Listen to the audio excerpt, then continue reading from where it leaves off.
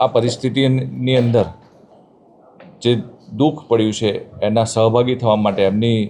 વેદના સાંભળવા માટે એમની પાસે ગયા હતા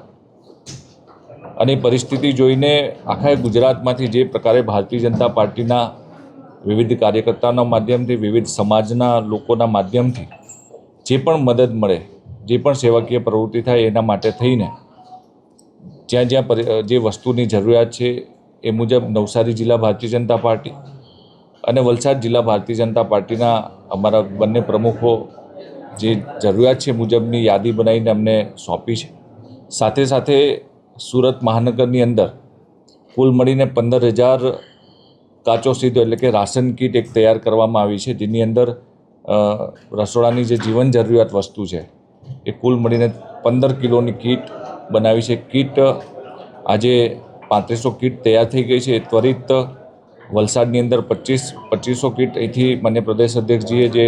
કાર્યકર્તાઓ દિવસ રાત મહેનત કરીને કીટ તૈયાર કરી રહ્યા છે, કીટ આજે મોકલવામાં આવનાર છે